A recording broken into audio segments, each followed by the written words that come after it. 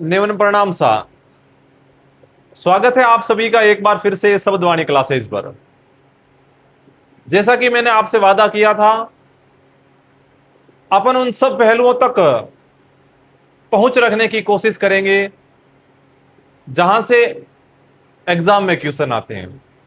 और उसकी जो पहली कड़ी, जो आधार स्तंभ है, वो है एनसीईआरटी की किताबें।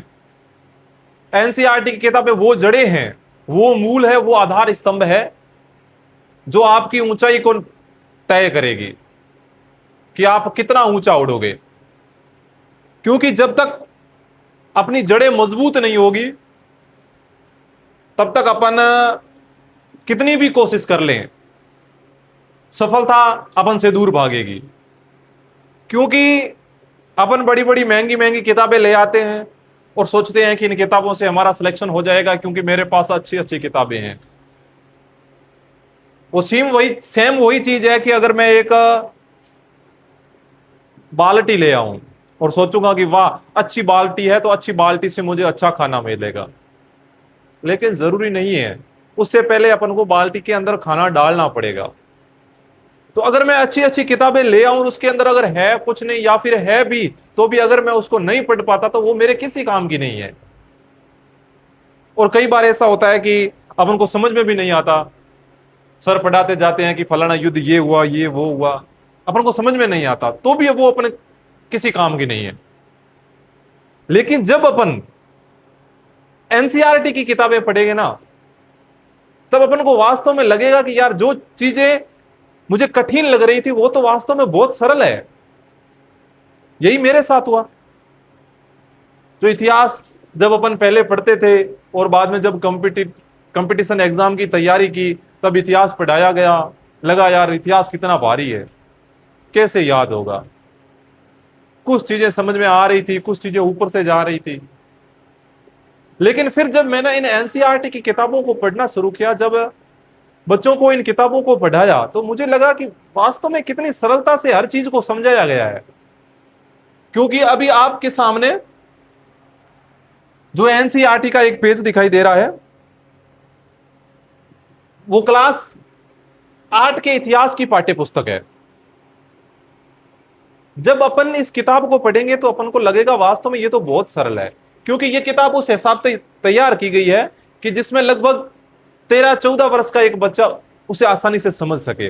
और अगर इन किताबों को अपन पढ़ना शुरू कर दे तो ये अपने लिए तो बहुत ही सरल होने वाली है। इसी के साथ में जो बच्चे वर्तमान में क्लास 8वीं में है, वो भी अपनी क्लास देख सकते हैं। क्योंकि इतिहास कई बार ऐसा होता है कि कई स्कूलों में टीचर अवेलेबल नहीं होते हैं, तो उनको अच्छी तरीके से वो समय नहीं मिलता पढ़ने के लिए। लेकिन अगर आप में जुनून है और आप अगर पढ़ना चाहते हो, तो क्लास 8वीं के आज से अपन जो इतिहास की किताब है उसको पढ़ना शुरू करेंगे। एनसीईआरटी की क्या चीजें हैं, कौन सी चीजें हैं जो महत्वपूर्ण है, उनको मैं अलग से भी लिखाने की कोशिश करूंगा। लेकिन बात यह है कि आपको हर चीज पूरी देखनी पड़ेगी। मैं शुरुआत करता हूं, आप शुरुआत से देखकर भाग जाते हो, या फिर वीडियो को जल्दी जल्दी करके देख के भाग जाते हो कि इसमें कुछ नहीं है, तो वो आपकी गलती है। क्योंकि जब तक अपन वीडियो को पूरा नहीं देखते, तब तक अपन को कुछ समझ में नहीं आता कि क्या चल रहा है क्लास में। जैसे कि अगर दो आदमियों के बीच में लड़ाई चला रही, एकदम आपा जार अगर बीच में बोलने की कोशिश करा, तो हो सके कि सामने वालों अपन गाली भी निकाल सके। क्यों? क्योंकि आपने ज्ञान ही कोनी के लड़ाई के आधार मत हुई। लड़ाई क्यों हुई, लड़ाई के काम हुई। तो जहां तक हो सके चीज का, किसी भी वस्तु का पूरा नॉलेज ले, उसके बाद में उसके बीच में टांग अड़ाने की कोशिश करें। तो उसी प्रकार आप पहले इतिहास, मैं जो वीडियो बनाता हूं, जो क्लास अपलोड करता हूं, उसको पूरा देखो। उसके बाद में अपन इस पर क्वेश्चन की सीरीज भी लाएंगे, तो वो आपके लिए बेहद सरल होने वाली है। ये जो अपने वर्तमान में जो किताब दिखाई दे रही है, ये सामाजिक विज्ञान हमारे अतीत 3 और भाग 1, क्लास 8वीं का जो भाग 1 है वो है, और हमारे अतीत का भाग 3 है। क्यों? क्योंकि हमारे अतीत का भाग 2 क्लास 7वीं में आ चुकी थी, और हमारा अतीत भाग 1 क्लास 6वीं में आ चुकी थी। अपन वो भी पढ़ेंगे। तो इसमें क्लास 8वीं के लिए पाठ्य पुस्तक है, इसमें अलग अलग प्रकार के चित्र दे रखे हैं, जैसे कि एक छोटी सी पाठशाला का चित्र है, किसी छोटी सदन का चित्र है, और यहां पर महात्मा गांधी जी का फोटो है, और यहां पर शायद किसी युद्ध का या स्वतंत्रता आंदोलन का चित्र है। चित्रों के माध्यम से हर चीज समझाई गई है। हमारे अतीत भाग 1 क्लास 8 के लिए इतिहास की पाठ्य पुस्तक राजकीय विद्यालयों में निःशुल्क वितरण हेतु राष्ट्रीय शैक्षिक अनुसंधान और प्रशिक्षण परिषद नई दिल्ली के द्वारा इसको तैयार किया गया। अब कोई भी चीज पढ़ने से पहले अपन को जानकारी होनी चाहिए कि अपन को इसमें क्या मिलेगा। जैसे अगर हूं माना कि किसी प्रोग्राम में या फंक्शन में जा रहा हूं, आप भी जा रहे हो, मैं भी जा रहा हूं, जाना पड़ता है, सब जाते हैं, लेकिन उससे पहले दिमाग में एक चीज आती है कि यार के खानो बनाई, के देखने ने मिली, रसगुल्ला है कि नहीं है, गुलाब जामुन है कि नहीं है, ये दिमाग में प्रश्न आता है। वो अपनी पूरी धारणा निश्चित करता है कि क्या चीजें मिलेगी क्या नहीं मिलेगी। उसके आधार पर अपन अगर हाकरो खाना है तो थोड़ा जल्दी चलने की भी कोशिश, शरीर आप आदेश दे पगाने के जल्दी चलो खानो हाकरो। तो वो चीजें हैं कि अपन को पहले जानकारी होनी चाहिए कि विषय सूची क्या क्या है, कौन कौन सी अपनी चीजें हैं जो इसमें अपन पढ़ेंगे। तो इसमें जो पहला अध्याय है वो प्रारंभिक कथन, कैसे कब और कहां, मतलब जब कोई भी घटना होती है तो उस संबंधित 3 क्वेश्चन पूछे जाते हैं। माना कि कोई भी घटना हो कि वो घटना कैसे हुई, कब हुई, कहां हुई। और अगर आज मैं पूछता हूं कि फलानी घटना कैसे हुई, कब हुई, कहां हुई, मतलब वो घटना हो चुकी है, वो इतिहास का विषय है। तो ये तीनों प्रश्न है वो इतिहास से संबंध रखते हैं। फिर व्यापार से साम्राज्य तक। उसके बाद में एक चीज पढ़ेंगे ईस्ट इंडिया कंपनी की, कि वो ईस्ट इंडिया कंपनी जो भारत में व्यापार करने के लिए आई थी, जिसका कतई ये उद्देश्य नहीं था कि वो भारत पर शासन करे, तो आखिरकार वो व्यापार करने जो कंपनी आई उसने भारत में अपना साम्राज्य कैसे बना लिया, कंपनी की सत्ता कैसे स्थापित हो जाती है, उसके बारे में पढ़ेंगे। फिर अपने पढ़ेंगे कि जब कंपनी ने जो छोटे मोटे राज्य थे उन पर अधिकार कर लिया, उसके बाद में उसने जो ग्रामीण क्षेत्र थे उस पर अपना शासन कैसे चलाया, ग्रामीण लोग थे उनको अपने अंडर में कैसे किया, उसके बारे में। फिर आदिवासी समाज के बारे में और दीकू और एक स्वर्ण युग की कल्पना, इन समुदायों के बारे में पढ़ेंगे कि कंपनी का प्रभाव इन पर क्या पड़ा। फिर जो अध्याय 5वां है उसमें अपन पढ़ेंगे कि जब जनता बगावत करती है 1857 और उसके बाद में, अब कंपनी का शासन चलना शुरू हो गया, कंपनी भारत पर राज कर रही है, तो आखिरकार जनता बगावत क्यों करती है, सैनिकों को, किसानों को, स्थानीय नेताओं को आखिरकार 1857 में बगावत क्यों करनी पड़ती है, उसके बारे में पढ़ेंगे जब जनता बगावत करती है। फिर छठा है देसी जनता को सभ्य बनाना और राष्ट्र को शिक्षित करना। जो भारत के देसी लोग थे उनमें विभिन्न प्रकार की रूढ़िवादी परंपराएं थी, जैसे कि सती प्रथा है, समाधि प्रथा है, अन्य कई प्रकार की प्रथाएं थी। तो अंग्रेजों ने भारतीय लोगों को शिक्षित करना, देसी जनता थी उसको शिक्षित करने का भी प्रयास किया। किस प्रकार किया, उसमें भारतीय लोग जो स्थानीय जागरूक लोग थे उन्होंने किस प्रकार सहयोग किया, और देश को सभ्य और राष्ट्र को शिक्षित करने में क्या योगदान दिया, उसके बारे में पढ़ेंगे। फिर अपन पढ़ेंगे महिलाएं एवं जाति एवं सुधार। महिलाओं की जो स्थिति थी वो पहले कैसी थी, उनमें किस प्रकार का सुधार किया गया, और सुधार में मूल मूल भूमिकाएं किसकी थी, और जाति व्यवस्था में कौन कौन से सुधार किए गए, कैसे किए गए, किन के द्वारा किए गए, उनके बारे में चर्चा करेंगे। फिर अपना जो 8वां पाठ है वो है राष्ट्रीय आंदोलन संगठन 1870 के दशक से 1947 तक। 1870 से लेकर 1947 तक किस प्रकार भारत में अनेक छोटे मोटे आंदोलन हुए, और उन आंदोलनों के फलस्वरूप आखिरकार जो कंपनी थी उसको भारत को छोड़कर जाना पड़ा, भारत को आजाद करना पड़ा। तो मतलब ये कह सकता हूं कि ये 8वीं की जो पूरी की पूरी किताब है वो ईस्ट इंडिया कंपनी के ऊपर निर्भर है। ईस्ट इंडिया कंपनी के बारे में पूरी पूरी जानकारी देगी।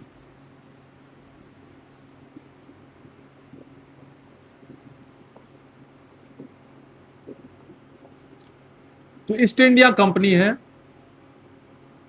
उसके बारे में पूरी की पूरी जानकारी अपन को मिल जाएगी कैसे आई, साम्राज्य कैसे बढ़ाया, ग्रामीण लोगों पर कैसे शासन किया, आदिवासी लोगों को कैसे में कब्जे किया, जनता ने बगावत क्यों की, और उसके बाद में कंपनी ने देशी लोगों को शिक्षित भी करने का कैसा प्रयास किया, महिलाओं एवं जाति व्यवस्था में सुधार कैसे हुआ, और राष्ट्रीय आंदोलन का संगठन 1870 के दशक से 1947 तक, उसके बारे में भी अपन अध्ययन करेंगे।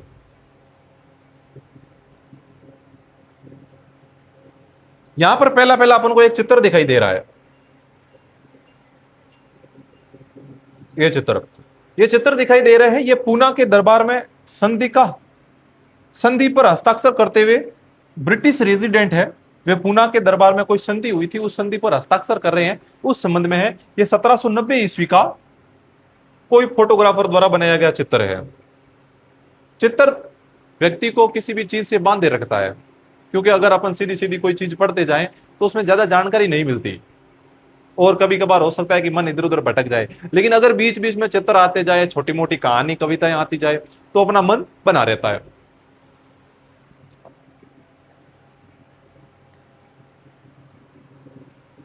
पहला पाठ, प्रारंभिक कथन, कैसे, कब और कहां। अब उसमें पहला पहला है कि तारीखें कितनी महत्वपूर्ण होती है। इतिहास की किताब है, तो पहला पहला है कि तारीखें कितनी महत्वपूर्ण होती है। क्या इतिहास में सिर्फ तारीखों को पढ़ना ही इतिहास है? अगर मुझे तारीखें याद नहीं है क्या, तो मुझे इतिहास का ज्ञान नहीं है? तो इतिहास में तारीखें कितनी महत्वपूर्ण होती है उसके बारे में है कि एक वक्त था जब जो इतिहासकार थे वो तारीखों के जादू में खोए रहते थे। उनको सिर्फ तारीखें पढ़ना, रटना, तारीखें पढ़ना। इतिहासकार यही ढूंढते थे कि राजा का जन्म कब हुआ, उसकी मृत्यु कब हुई, वो राज सिंहासन पर कब बैठा, उसकी शादी कब हुई, युद्ध कब लड़ा। इतिहासकार सिर्फ यही खोजते थे, कब किस राज की ताजपोशी हुई, कौन सा युद्ध हुआ, इन तारीखों पर बहसें चलती थी। लेकिन फिर धीरे धीरे परिवर्तन आया और इतिहासकार भी सोचने लगे कि सिर्फ इतिहास, तारीखों को पढ़ना महज इतिहास नहीं है, तो फिर इतिहास क्या है? इतिहास वो सभी चीजें हैं जिनके द्वारा परिवर्तन आया। माना कि जैसे कि इसमें एक नीचे आपको उदाहरण भी दिया मिलेगा कि लोगों ने चाय पीनी कब शुरू की, लोगों ने चाय पीनी शुरू कब की। अब ऐसा तो है नहीं कि एक दिन सुबह लोग खड़े हुए और सभी लोगों ने चाय पीनी शुरू कर दी। निश्चित ऐसा नहीं हुआ होगा कि एक दिन खड़े होते ही भाई प्यालो लार गटागट चाय। नहीं, धीमी धीमी प्रक्रिया थी। हो सकता है कि एक व्यक्ति से हजारों व्यक्तियों तक फैलने में इसको वर्षों का समय लग गया होगा, दशकों का समय लग गया होगा। तो यही चीजें हैं कि अगर हम देखते हैं कि चाय पीनी कब शुरू की, तो चाय हो सकता है कि एक फिक्स टाइम उसका नहीं बता सकते, लगता है उसमें दशक लग सकता है। तो वे सभी घटनाएं, कई प्रकार के सामाजिक परिवर्तन आए, समाज सुधार आए, तो एकदम नहीं हुए, वो धीरे धीरे हुए। तो धीरे धीरे इतिहासकारों ने इन सभी चीजों को भी इतिहास में शामिल करना शुरू कर लिया। अब कभी कभार अपन अखबार पढ़ते हैं तो अपने मन में आता है कि यार अखबार कब से शुरू हुआ होगा। अब ऐसा तो नहीं है कि एक दिन सभी लोग बैठे थे और उनके हाथ में अखबार आ गया और वो पढ़ने लगे। नहीं, धीमी धीमी प्रक्रिया है। अखबार बढ़ने शुरू हुए, लोगों तक उनकी पहुंच शुरू हुई, उसमें टाइम लगा। तो अब उसको अपन एक फिक्स टाइम के द्वारा नहीं दर्शा सकते कि फलानी तारीख को, फलाने महीने को, फलाने साल को अखबार शुरू हो गए। नहीं, आप टाइम पीरियड बता सकते हैं कि फलाने दशक में धीरे धीरे लोगों तक अखबार पहुंचने शुरू हो गए। तो ये भी चीजें इतिहास के अंदर ही आती है। तो फिर अपन तारीखों को क्यों महत्वपूर्ण माने? अब यहां पर एक फिर छोटा सा चित्र है जिसमें जो ब्राह्मण हैं वो ब्रिटेनिया को शास्त्र भेंट कर रहे हैं। ब्रिटेनिया को शास्त्र भेंट कर रहे हैं। इसमें रॉबर्ट क्लाइव ने रेनेल को हिंदुस्तान के नक्शे को तैयार करने का काम सौंपा था और उसने, रेनेल ने ये चित्र बनाया और चित्र बना के बताया कि इस चित्र में ऐसा लग रहा है जैसे भारत के लोग हैं वो ब्रिटिश सत्ता के हाथों में अपना प्रतीक सौंप रहे हैं और ब्रिटेनिया को कह रहे हैं कि तुम क्या करो, भारतीय संस्कृति की रक्षा करो और भारत में आ जाओ। तो ऐसा ये एक चित्र है। रेनेल द्वारा बनाया गया चित्र है, जिसमें ब्राह्मण है वो ब्रिटेनिया को अपना शास्त्र भेंट कर रहे हैं और जैसे उनको कह रहे हैं कि आप भारत आओ, भारत की संस्कृति की रक्षा करो।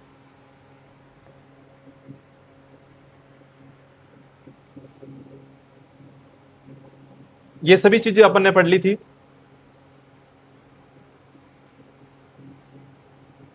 फिर यहां पर एक, अब कौन सी तारीखें, तो आखिरकार अपन को कौन सी तारीखें पढ़नी चाहिए? तो कुछ तारीखों को महत्वपूर्ण मानने का पैमाना क्या होता है? हम जो तारीखें चुनते हैं, जिन तारीखों के इर्द गिर्द हम अतीत की कहानी बुनते हैं, वे अपने आप में महत्वपूर्ण नहीं होती। वे इसीलिए महत्वपूर्ण हो जाती है क्योंकि हम कुछ खास घटनाओं को महत्वपूर्ण मानकर चलने लगते हैं। अगर अध्ययन का विषय बदल जाता है, अगर हम नए मुद्दों पर ध्यान देने लगते हैं, तो तारीखें भी बदल जाती है। अब जैसे कि कई लोग चर्चा करते हैं सिर्फ युद्ध की कब हुआ युद्ध, वो फलाना युद्ध कब हुआ। जैसे कि अगर बात करूं युद्ध की, तो जब मैं युद्ध की बात करूंगा तो सिर्फ तारीखें निकल कर आएगी, क्योंकि युद्ध का विषय ही तारीख है। युद्ध कब हुआ, किसके बीच में हुआ,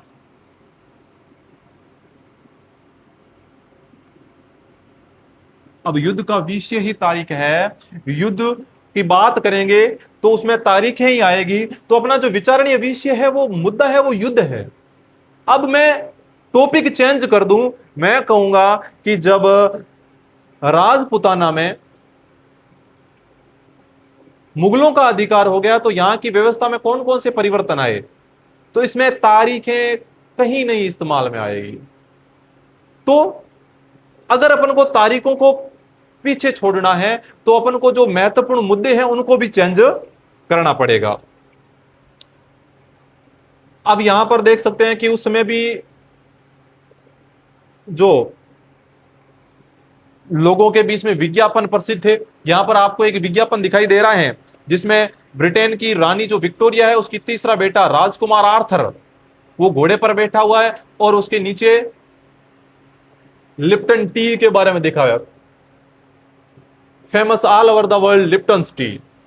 तो ये लोगों के बीच में इसका प्रचार किया गया, तो धीरे धीरे लोगों ने लिप्टन टी को पसंद किया, उसको पीना शुरू किया। अब एक चीज यहां पर इंपॉर्टेंट ये है कि ब्रिटेनिया की रानी विक्टोरिया का तीसरा बेटा था राजकुमार आर्थर। राजकुमार आर्थर को एक उपाधि दी गई थी, ड्यूक ऑफ कनॉट। अपने लिए इंपॉर्टेंट ये है कि राजकुमार आर्थर को एक उपाधि दी गई थी ड्यूक ऑफ कनॉट की। तो अगर पूछे ड्यूक ऑफ कनॉट की उपाधि किसे दी गई, तो राजकुमार जो आर्थर था, ब्रिटेन की रानी विक्टोरिया थी, उसका तीसरा बेटा था, उसको ड्यूक ऑफ कनॉट की उपाधि दी गई थी। फिर थोड़ा आगे चलते हैं। फिर आता है कि हम अवधियां कैसे तय करते हैं। अब तारीखों से बात निकल कर आ गई दशकों तक, वर्षों तक, कि परिवर्तन कब हुए, परिवर्तन कैसे हुए। अब फिर आया कि हम अवधियां कैसे तय करें। तो देखो, हम अवधियां कैसे तय करें। 1817 में स्कॉटलैंड के एक अर्थशास्त्री और राजनीतिक दार्शनिक थे जेम्स मील। कौन थे? जेम्स मील। उसने कहा कि भारत का जो इतिहास है, उसमें अगर अपन तारीखों को पीछे छोड़ दें और उसको कालखंड में बांट ले कि फलाने फलाने परिवर्तन फलाने कालखंड में हुए, इस कालखंड के बाद में ये आया, इसमें मुख्य विशेषताएं ये थी, इस कालखंड के बाद में ये आया और इसकी मुख्य विशेषताएं ये थी। अगर इन सब के बारे में अपन चर्चा करनी प्रारंभ कर दें, तो यह कहता है कि जेम्स मील ने कहा कि मैं भारत के इतिहास को 3 कालखंडों में बांट सकता हूं।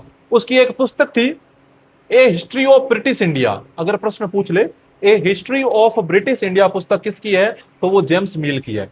और जेम्स मील ने कहा कि अगर मैं भारत के इतिहास को 3 कालखंडों में बांटूं, तो वे 3 कालखंड होंगे, एक हिंदू, एक मुस्लिम और एक ब्रिटिश। 3 कालखंड बताए थे जेम्स मील ने अपनी पुस्तक history of British India. A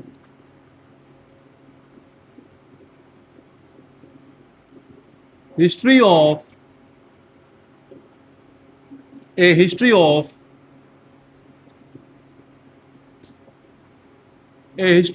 British India, यह पुस्तक जेम्स मील की थी। जेम्स मील ने इस किताब में भारत के इतिहास को 3 कालखंडों में बांटा। उन्होंने कहा कि भारत पर पहले जो राज हुआ करता था वो हिंदुओं का हुआ करता था। हिंदुओं की अपनी अलग प्रशासनिक व्यवस्था थी। उसके बाद में भारत पर मुस्लिमों का राज हुआ, और उसके बाद में भारत पर जो ब्रिटिश थे, अंग्रेज थे, उनका राज हुआ। तो ये तीन कालखंड थे। इन तीनों कालखंड की अलग अलग विशेषताएं हैं, ऐसा कहना है जेम्स मिल का। काल खंडों के इस निवारण को ज्यादातर लोगों ने मान भी लिया। क्या आपको भारतीय इतिहास को समझने के इस तरीके में कोई समस्या दिखाई देती है? तो हम कहते हैं कि इतिहास को हम अलग अलग कालखंडों में बांटने की कोशिश क्यों करते हैं। इसकी भी एक खास वजह है, हम एक दौर की खासियतें, उसके केंद्रीय तत्वों को पकड़ने की कोशिश करते हैं। इसलिए ऐसे शब्द महत्वपूर्ण हो जाते हैं जिनके सारे हम इन कालखंडों को बांटते हैं। ये शब्द अतीत के बारे में हमारे विचारों को दर्शाते हैं। वे हमें बताते हैं कि एक अवधि से दूसरी अवधि के बीच आए बदलावों का क्या महत्व होता है। आखिरकार अपन कालखंडों में क्यों बांटते हैं? क्योंकि अपन को लगना चाहिए कि जो हिंदू कालखंड था उसमें जो व्यवस्था थी, उससे मुस्लिम कालखंड आया, उसमें व्यवस्थाओं में चेंज आया, सामाजिक व्यवस्था में परिवर्तन आया। और जब मुस्लिम से ब्रिटिश आए तो बाद में और सामाजिक व्यवस्था में परिवर्तन हुआ। सामाजिक व्यवस्था में परिवर्तन के आधार पर अपन जो अपना भारत का इतिहास है उसको बांटते हैं। अब मिल को क्या लगता था, जेम्स मिल को लगता था कि जो सारे एशियाई समाज सभ्यता के मामले में यूरोप से पीछे हैं। वो कहता है, वो मानता ऐसा है कि जो सारे एशियाई देश है वो सभ्यता के मामले में, विकास के मामले में जो बाकी यूरोपीय देश है उनसे पीछे हैं। इतिहास की उनकी समझदारी यह थी कि भारत में अंग्रेजों के आने से पहले यहाँ हिंदू और मुसलमान तानाशाहों का ही राज चलता था। यहाँ चारों ओर केवल धार्मिक बेर, जातिगत बंधन और अंधविश्वासों का ही बोलबाला था। इसी आधार पर उसने भारत के कालखंड को तीन भागों में बांट दिया।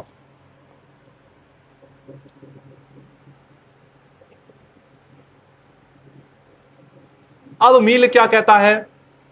मील का विचार यह था कि भारत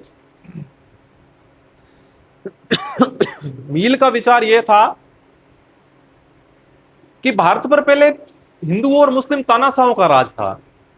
अब अंग्रेज आ गए हैं, ब्रिटिश लोग आ गए हैं, और ब्रिटिश लोग जो हिंदू और मुस्लिम लोग हैं उनसे ज्यादा शिक्षित हैं, उनसे ज्यादा अनुभवी हैं। तो उन्होंने कहा कि पूरे भारत पर ब्रिटिश लोगों को अपना अधिकार कर लेना चाहिए, और अधिकार करके भारत के लोगों को शिक्षित करना चाहिए, और भारत के लोगों को एक नई दिशा में ले जाना चाहिए। उन्होंने कहा कि भारत के सारे भूभाग पर कब्जा कर लेना चाहिए ताकि भारतीय जनता को ज्ञान और सुखी जीवन प्रदान किया जा सके। और उन्होंने कहा कि अगर हिंदुस्तान को प्रगति करनी है तो वो अंग्रेजों की मदद से ही की जा सकती है। अब इन्होंने ये धारणा दी थी, इस धारणा में अपना महत्व बताया कि अंग्रेजों को राज करना चाहिए। अब अपन अगर पढ़े कि क्या इतिहास के किसी दौर को हिंदू या मुसलमान दौर कहा जा सकता है? क्या कभी ऐसा टाइम आया जब पूरे भारत पर हिंदू राजाओं का बोलबाला था? क्या कभी ऐसा टाइम आया जब पूरे भारत पर मुस्लिम राजाओं का बोलबाला था? और अगर मुस्लिम राजाओं का बोलबाला था भी तो क्या ग्रामीण जनता पर, ग्रामीण जनता की संस्कृति पर मुस्लिम लोगों का फुल प्रभाव पड़ा? जो भी बाकी सभी धर्म थे उन्होंने अपने धर्म छोड़ दिए, मुस्लिम धर्म को अपना लिया, ऐसा तो कभी नहीं हुआ। तो अगर अपन हिंदू और मुसलमान दौर के आधार पर भारत के इतिहास को बांटे तो वो कथापि उचित नहीं है।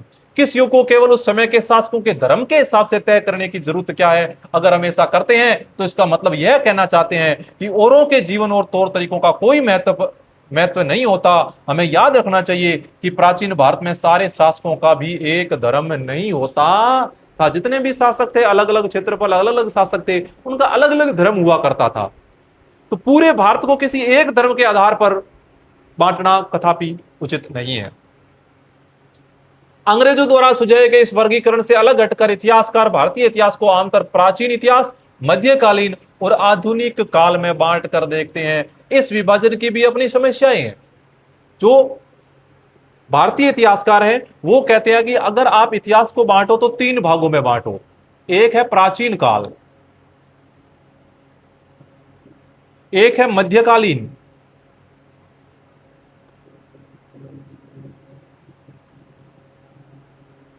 और फिर एक है आधुनिक।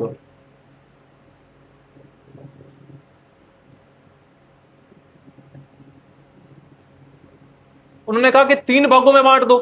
लेकिन इसके भी अपनी समस्याएं हैं। पश्चिम में आधुनिक काल को विज्ञान, तर्क, लोकतंत्र, मुक्ति और समानता जैसी आधुनिक ताकतों का विकास का युग माना जाता है। अब पश्चिमी देश है, वहां पर तो आधुनिक का मतलब विज्ञान की ताकतों का विकास, अलग अलग क्षेत्र में देशों का उद्भव और मुक्ति, लोकतंत्र, तर्क, विज्ञान। लेकिन अपन भारत में जिसे आधुनिक काल मान रहे हैं, उस समय तो भारत सिर्फ आजाद ही हुआ था, क्योंकि भारत में विज्ञान, तर्क, विश्वास ये सभी चीजें तो अभी चल रही है। तो इसकी भी अपनी समस्याएं हैं, क्योंकि जो भारतीय इतिहासकार जिसे आधुनिक काल मान रहे हैं, वो वास्तव में पश्चिमी देशों के हिसाब से आधुनिक काल नहीं है। उनके लिए मध्यकालीन समाज वे समाज थे जहां आधुनिक समाज की विशेषताएं नहीं थी। क्या हम अपने अध्ययन के लिए आधुनिक काल की अवधारणा को बिना सोचे विचारे ऐसे ही अपना सकते हैं? जैसा कि आप इस किताब में देखेंगे, अंग्रेजों के शासन में लोगों के पास समानता, स्वतंत्रता या मुक्ति नहीं थी। अंग्रेजों के दौरान लोगों के पास में उनके साथ भेदभाव किया जाता था अलग अलग तरीके से, उनको स्वतंत्रताएं नहीं थी, समानता नहीं थी। तो क्या हम इस दौर को आधुनिक दौर मान सकते हैं? अगर अपन उसे आधुनिक मानते हैं तो अपनी गलती है, क्योंकि जब लोगों के पास स्वतंत्रता नहीं है, समानता का भाव नहीं है, तो वो आधुनिक काल कैसे हो सकता है? स्वतंत्रता या मुक्ति नहीं थी, नहीं है, आर्थिक विकास और प्रगति का दौर था। बहुत सारे इतिहासकार इस युद्ध को औपनिवेशिक युग मानते हैं। उन्होंने कहा कि जिसे आप आधुनिक काल मान रहे हो, वो आधुनिक काल नहीं है, वो औपनिवेशिक युग है। अब नई चीज आ गई। नई चीज क्या आई कि औपनिवेशिक क्या है? औपनिवेशिक क्या है? तो इसके बारे में दे रखा है कि औपनिवेशिक क्या होता है। इस किताब में आप पढ़ेंगे कि किस तरह अंग्रेजों ने हमारे देश को जीता और स्थानीय नवाब थे, राजा थे, उनको दबाकर अपना शासन स्थापित किया। जो अंग्रेज थे, उन्होंने भारत के जो स्थानीय यहाँ के रहने वाले जो राजा थे, नवाब थे, उनको दबाया और उन पर शासन किया। आप देखेंगे कि किस तरह उन्होंने अर्थव्यवस्था व समाज पर नियंत्रण स्थापित किया, अपने सारे खर्चों को निपटाने के लिए राजस्व वसूल किया, अपनी जरूरत की चीजों को सस्ती कीमत पर खरीदा। किसने? अंग्रेजों ने।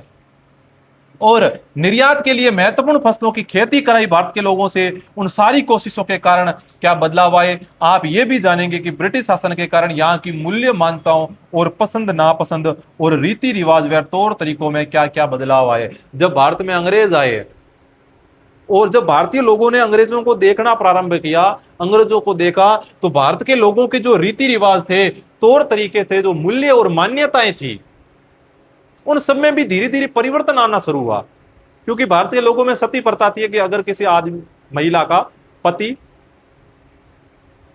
का देहांत हो जाता है, तो उसके पीछे पत्नी भी अग्नि में अपने शरीर को समर्पण कर देती थी। ये भारत की एक पुरानी रीति रिवाज थी, मान्यता थी। कहते हैं कि अगर पति जाने के बाद में अगर पत्नी पीछे रहती है, तो वो सिर्फ एक भूतनी, चुड़ैल का रूप होती है, और उसे देखने मात्र से अगर अपन किसी काम जा रहे हैं और अगर अपने सामने ऐसी स्त्री आ जाती है जिसका पति संसार में नहीं है, तो कहते हैं कि अपना जिस काम के लिए अपन जा रहे थे, अपना वो काम होगा ही नहीं। इसलिए वो महिला पुराने समय में अपना शरीर त्याग देती थी। लेकिन जब अंग्रेज आए, तो उसके बाद में भारत के लोगों की ये जो मूल्य और मान्यताएं थी, इनमें सुधार आया।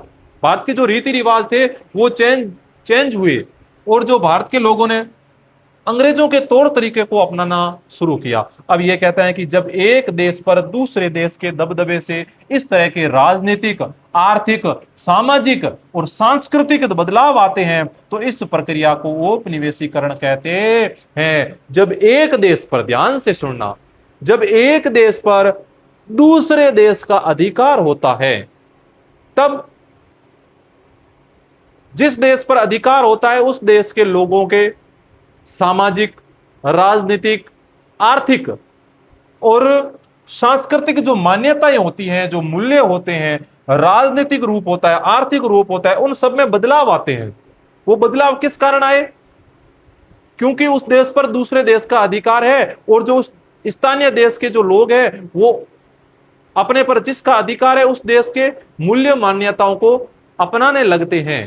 जिस कारण उसमें परिवर्तन आने लग जाता है। इस परिवर्तन की प्रक्रिया को औपनिवेशीकरण कहा जाता है। अगर आप क्लास 8 में पढ़ते हो तो छोटा सा प्रश्न आ सकता है कि औपनिवेशीकरण किसे कहते हैं, तो ध्यान रखना औपनिवेशीकरण किसे कहते हैं।